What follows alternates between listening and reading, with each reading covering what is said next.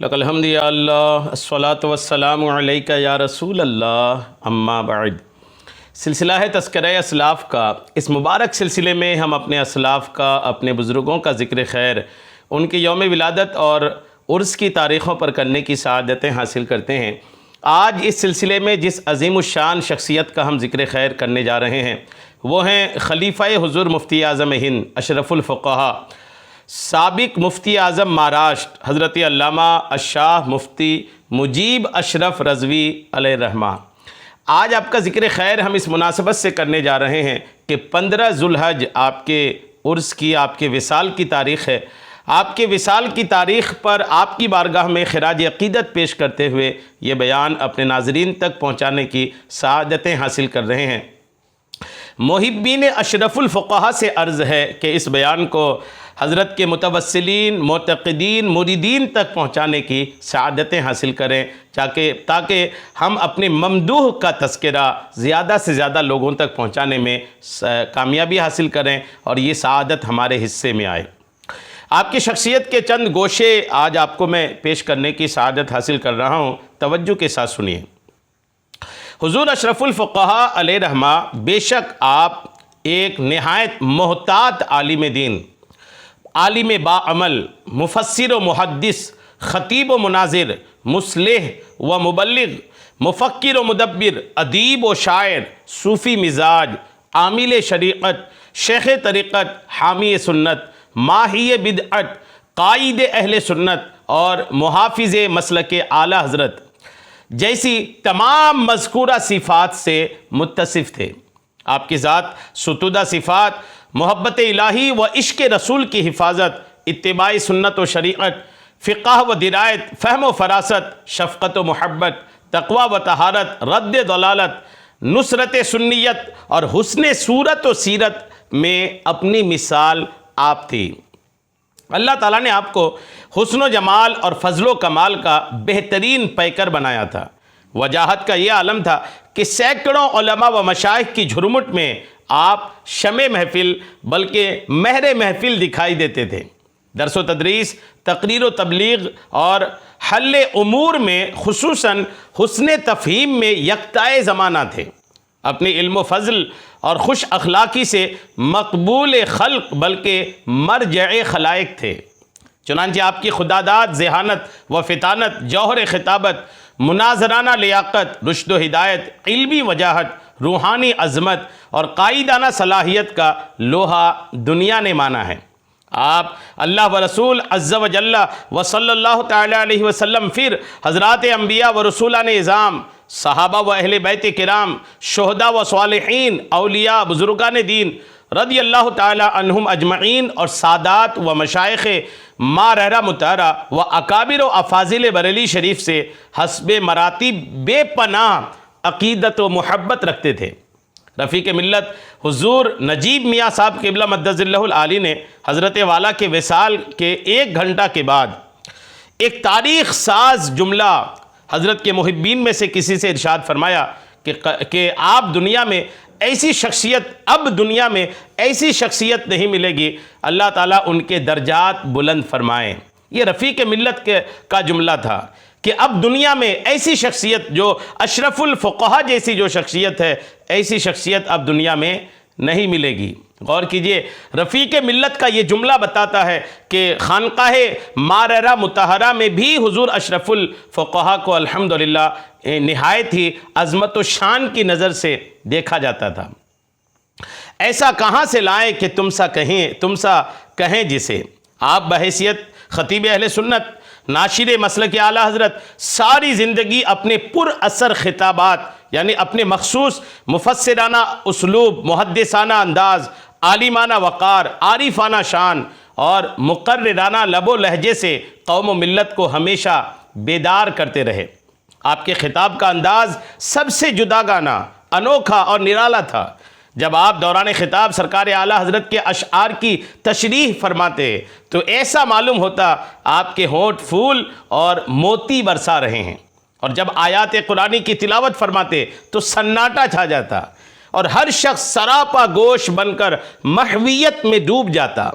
حاضرین و سامعین پر ایک کیف طاری ہو جاتا اور وجد آفری نعروں سے فضا گونج اٹھتی۔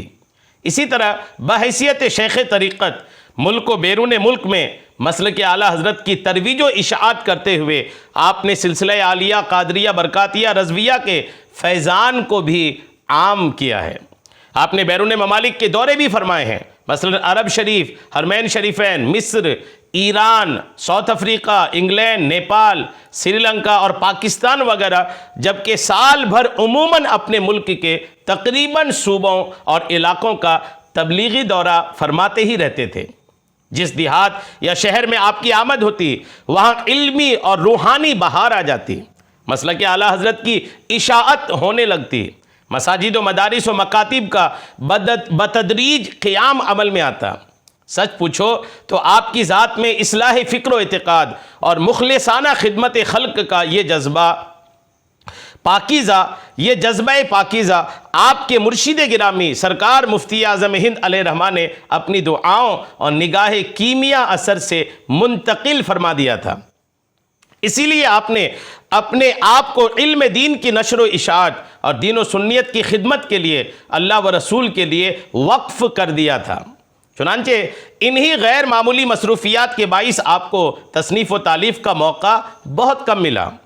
تاہم جب کبھی سفر و حضر میں کچھ فرصت ملتی تو قلم کو جنبش دیتے، چند صفحات قلم بند فرما لیتے۔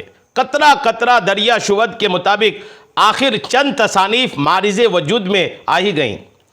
آپ نے حضرت والا کی تقریر تو سنی ہوگی، ذرا تحریر بھی دیکھ لیجئے۔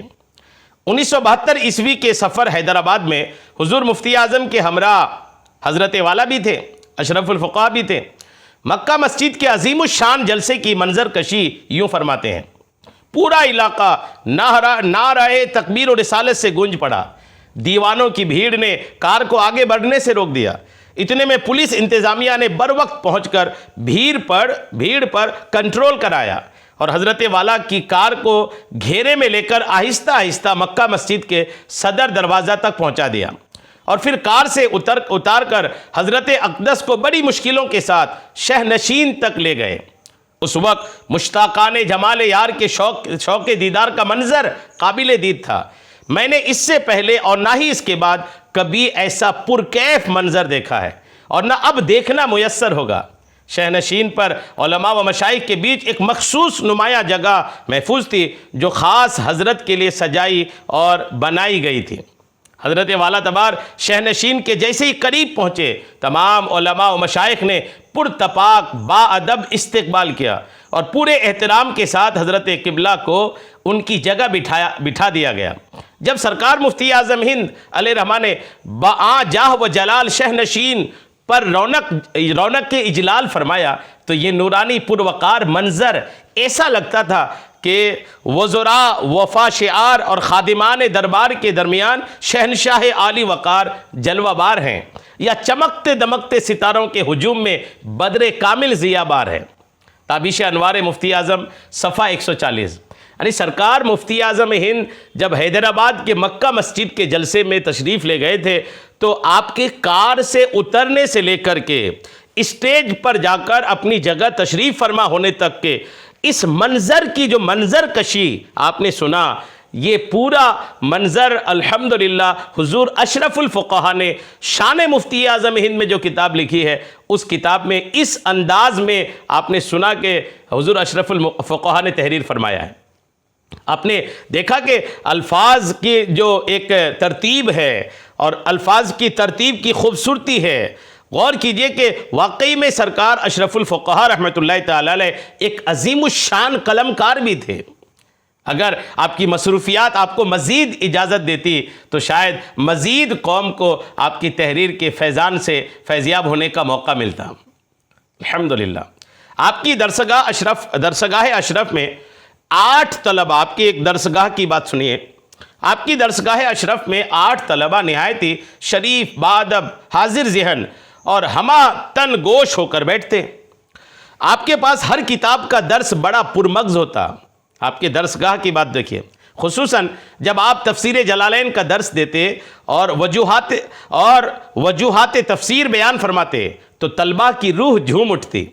کم فہم اور کم ذوق طالبان علم بھی مستفید و مستفیض ہوتے، سوال کرنے پر ہرگز ناراض نہیں ہوتے بلکہ خوش ہوتے، کبھی حوصلہ افزائی فرماتے، کبھی سوال کی بھی اصلاح فرماتے، پھر فرماتے سوال ایسا نہیں بلکہ ایسا کرنا چاہیے، بعدہ اس کا آسان زبان میں تشفی بخش جواب عنایت فرما کر پوچھتے سمجھ میں آیا؟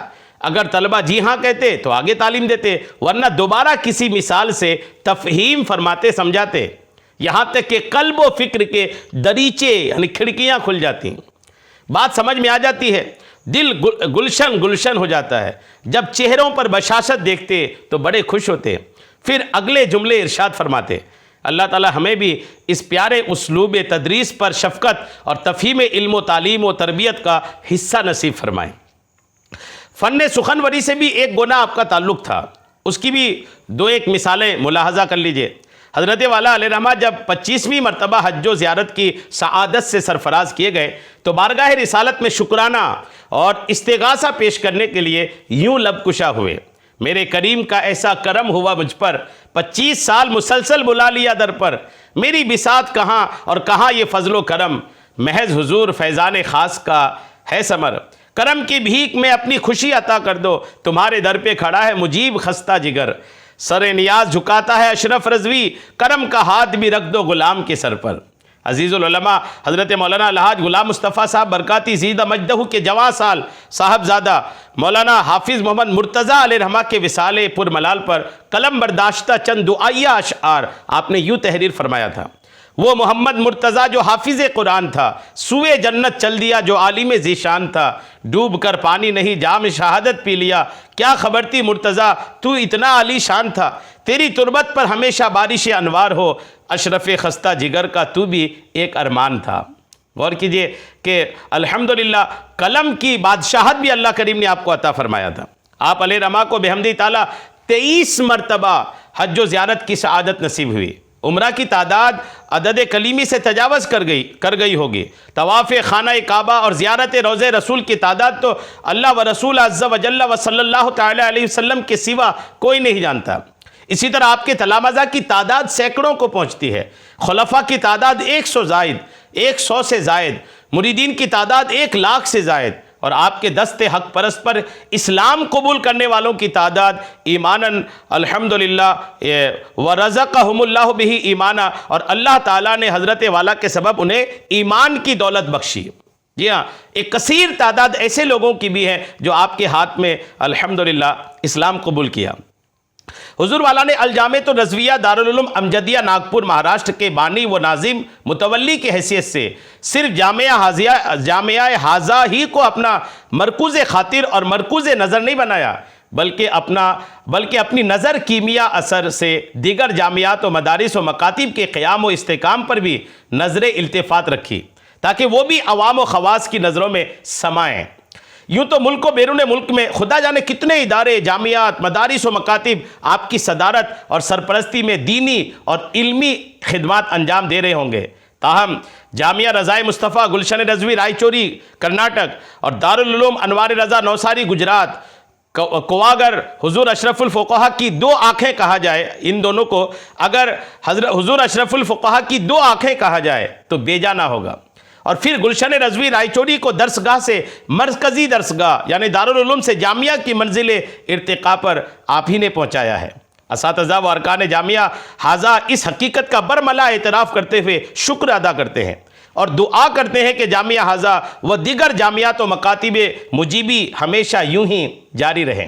اس میں کوئی شک نہیں کہ حضرت والا کو جامعہ حاضہ سے بڑا گہرا اور قلبی تعلق تھا، ادارہ سے خاص محبت فرماتے تھے، نہایتی دلچسپی سے اس کے احوال سماعت فرماتے، اس کے امور حل فرماتے، اساتذہ و ارکان کو نیک مشوروں اور دعاؤں سے نوازتے، حوصلہ افزائی فرماتے۔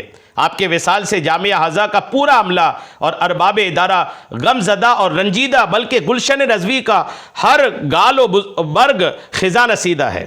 علم و فضل کا یہ آفتاب عالم تاب کم و بیش پون صدی تک اپنی مجیبی نورانی شعاؤں سے عالم اسلام کو منور کرتا رہا۔